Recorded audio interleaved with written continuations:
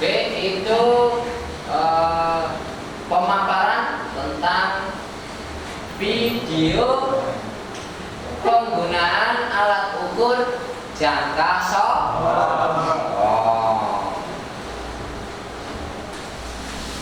Oke, lebih lanjut coba kita simak. Saya akan coba menampilkan slide ya, slide. Coba menampilkan slide.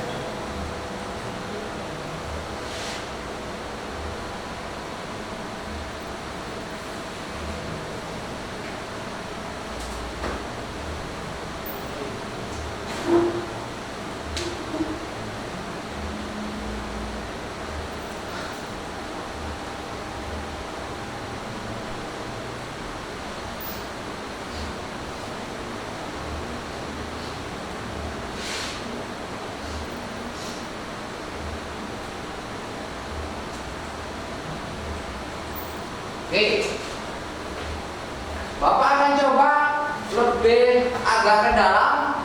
Kita ngomong tentang jangka sorong ya. Jadi tadi di awal Bapak sudah sampaikan apa tujuan dari sebuah pembelajaran ini adalah yang pasti memahami dan mampu menggunakan alat ukur jangka sorong dengan baik dan tepat.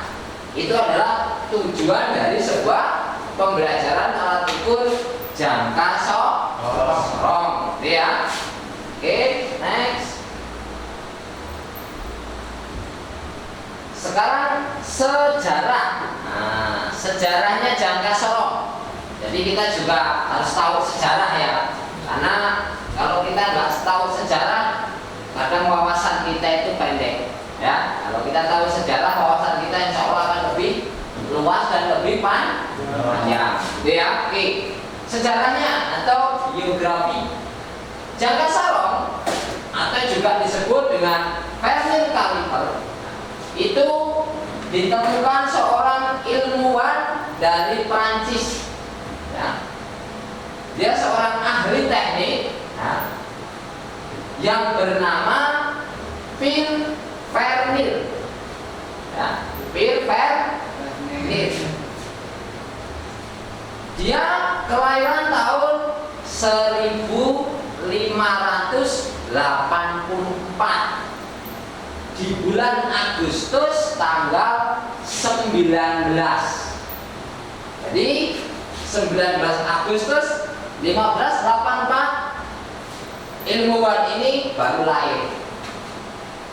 Ya, berarti sekitar abad 16 atau 1600, tahun 1600.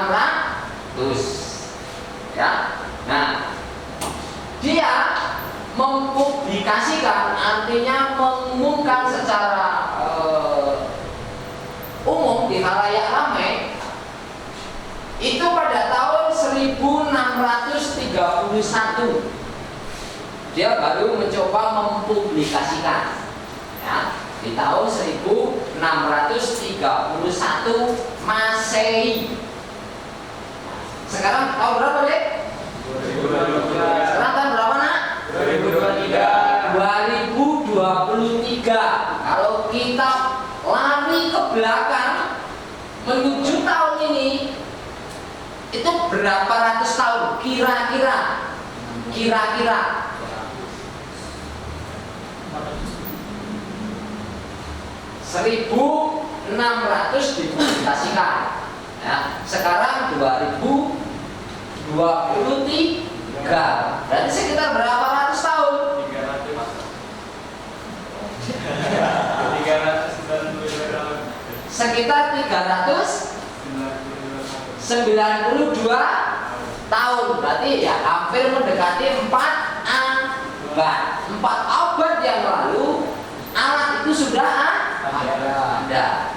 Itu betul perlu diketahui juga biar kita tahu, oh rupanya Fernir Kaliper atau jangka sorong ini sudah ada beberapa abad yang lalu, bukan hanya 10 atau 20 tahun ke belakang rupanya. Walaupun mungkin ya bentuknya di zaman itu mungkin belum sesempurna ini gitu ya, tetapi secara tekniknya itu sudah ditemukan gitu ya. Jelas ya, itu sejarah dari Fernir Kaliper. Makanya terus selain nama jangka sorong juga dia disebut Fernir Kaliper. Jadi dari Fernir nama dia, makanya diambil Fernir Kaliper. Itu biografi atau sejarahnya. Next, sekarang pengertian atau definisi. Nah, definisi atau pengertian. Apa sih yang dimaksud dengan alat ukur jangka sorong? Alat ukur jangka sorong adalah alat yang digunakan untuk mengukur diameter dalam, diameter luar, dan kedalaman, ketebalan ataupun ketinggian dari sebuah objek ya. Dengan tingkat ketelitian adalah 0,02 sampai dengan 0,05 ya, 0,02 sampai dengan 0,05 itu ketelitian dari alat tersebut ya. Walaupun di akhir-akhir ini sudah ada yang lebih teliti lagi 0,01 ya. Nah, tetapi kita hari ini coba fokus pada yang 0,02 sampai dengan 0,05 itu ketelitiannya. Jadi apa sih yang dimaksud dengan ketelitian 0,02 ataupun 0,05? Ada yang bisa jawab? Maksudnya apa? Maksudnya apa? Yang mana? Tingkat akurasi. Tingkat akurasi. Tingkat akurasi penyimpanan kesalahannya ya adalah 0,02 sampai dengan 0,05. Jadi semua alat ukur itu punya akurasi masing-masing ya. Semakin kecil akurasinya semakin bagus, semakin akurat ya. Itu maksud dari ketelitian ya. Oke. Next, itu definisinya. Sekarang jenisnya apa aja sih Fernir Kaliper atau jangka sorong itu? Nah, jenisnya itu bisa kita kelompokkan menjadi 3 kelompok ya. Berapa Le? 3 kelompok. Yang pertama adalah jangka sorong biasa ya. Jangka sorong biasa. Yang kedua, jangka sorong jam ukur atau dial. Yang ketiga, jangka sorong digital. Ya, jadi ada 3 jenis. Jangka sorong biasa, jangka sorong jam ukur atau dial, dan jangka sorong digital. Ya, ada 3 jenis. Next, ya. Sekarang bentuknya kayak mana dari masing-masing jangka sorong tersebut? Nih. Nomor 1 ini yang kategori biasa. Ya, jangka sorong biasa. Yang sering beredar dan mungkin artinya mungkin harga juga lebih terjangkau. Ya. Tapi kalau kita ngomong merek juga akan berbeda harga, ya. Ini bentuk dari jangka sorong biasa. Ya. Yang kedua, jangka sorong jam atau dial. Maksudnya adalah ini sebenarnya sebuah jangka sorong yang biasa, cuman dia dikombinasiin dengan sebuah jam yang nempel di sini. Gitu ya. Makanya disebut jangka sorong jam atau dial. Gitu ya. Tapi tampilannya masih tetap angka. Ya, artinya jarum. Di sini ada jarumnya. Ya, ada angka-angka di situ. Yang kedua, yang ketiga. Apa yang ketiga, Nurul? Jangka sorong Yang ketiga jangka sorong apa, Nurul? Digital. Ya. Nah, alat ini sudah istilahnya mutakhir. Jadi kita tidak perlu melihat garisnya yang mana, enggak. Pokoknya set kunci, ya, buka kunci, dia langsung muncul seperti angka kayak di kalkulator itu. Ya, ini yang jenis digital. Oke, itu jenisnya. Ya, ada 3 jenis. Next, sekarang kita lihat konstruksinya, bentuk dari sebuah bagian-bagian dari jangka sorong. Bagian-bagiannya apa aja? Kalau kita kan ada kepala, ada mata, ada kaki, dan seterusnya gitu ya. Alat juga begitu, dia punya bagian-bagian. Tentunya bagian-bagian itu juga nanti akan mempunyai fungsi masing-masing, gitu ya. Kalau kuping di badan kita fungsinya untuk mendengar, nggak mungkin untuk makan atau melihat. Itu kuping, masa kuping buat makan, ya enggak? Ya. Nah, artinya berarti di tiap bagian itu ada fungsi dan kegunaannya. Jangan sampai salah penggunaan. Kalau nanti kita salah penggunaan, repot. Kepala itu di atas, itu gunanya untuk berpikir, ya. Itu kamu gunakan di bawah untuk jalan, repot nanti urusan. Ya, artinya tidak sebagaimana mestinya, gitu ya.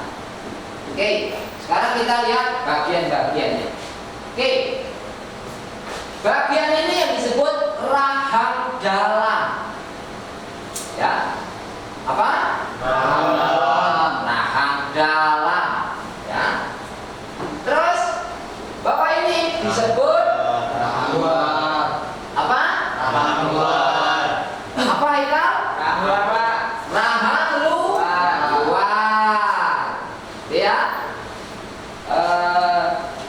Ulum ini disebut apa, Ulum? baut pengunci. Baut pengunci. Ya, ini baut penguncinya. Nah, terus di sini di bagian belakang itu ada disebut dengan ekornya atau tangkai kedalaman. Itu bentuk dari jangka sorong, salah satu atau beberapa bagiannya. Jelas? Ya, jadi bisa ya. Rahang dalam, rahang luar. Di sini baut penguncinya. Terus di sini bagian belakang ada tangkai kedalaman. Nah, terus di dalam jangka sorong itu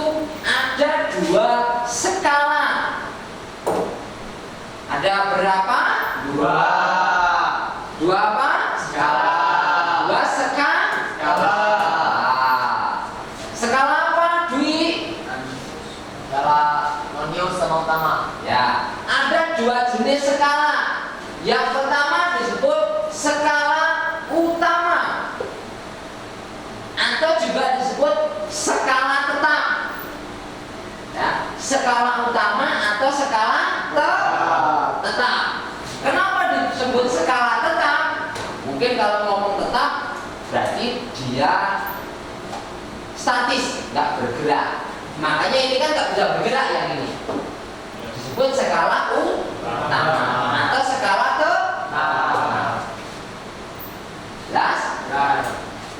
Yang bawah skala nonius atau skala geser. Ya. Kenapa disebut skala geser? Karena ini bisa digeser ke kanan ke kiri. Maka disebut skala geser atau skala nonius atau skala Fernil. Jelas ya? Jelas? Jelas anak-anak? Jadi itu bagian-bagian dari jangka sorong. Nah, ada rahang dalam, ada rahang luar, baut pengunci, skala nonius, skala utama, dan tangkai kedalaman. Oke ya, itu anatomi atau bentuknya atau bagian-bagian dari sebuah jangka sorong. Oke, sekarang kita ngomong ketelitian. Ya, apa? Tadi ketelitiannya ada berapa Nurul? Jangka sorong? Dua. Satu ketelitian berapa? 0,02. Berapa? 0,02. 0,02. Yang di screen di depan ini ketelitian berapa? 0,05. 0,05. Jadi ada dua ketelitian yang kita omongkan di sini ya. Satu 0,02. Yang kedua 0,05. Oke. Ya, ini contoh dari jangka sorong ketelitian 0,05. Iya? Oke. Next.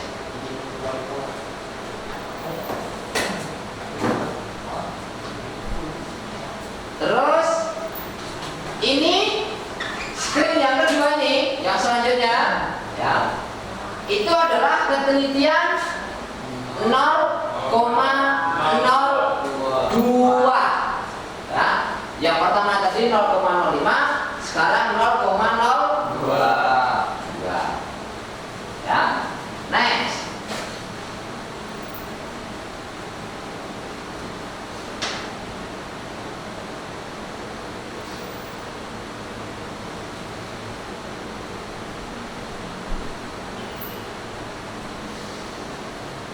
Nah, ini sebuah ilustrasi cara mengukur diameter luar.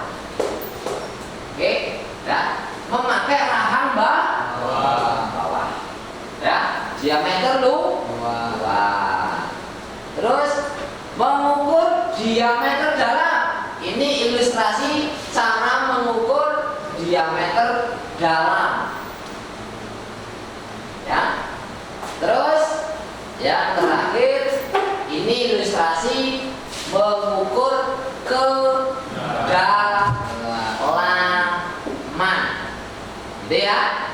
Nah, jadi itu ilustrasi dari penggunaan pengukuran jangka sorong dari alat ukur jangka sorong yang berfungsi untuk mengukur diameter dalam, diameter luar, dan kedalaman dari sebuah objek.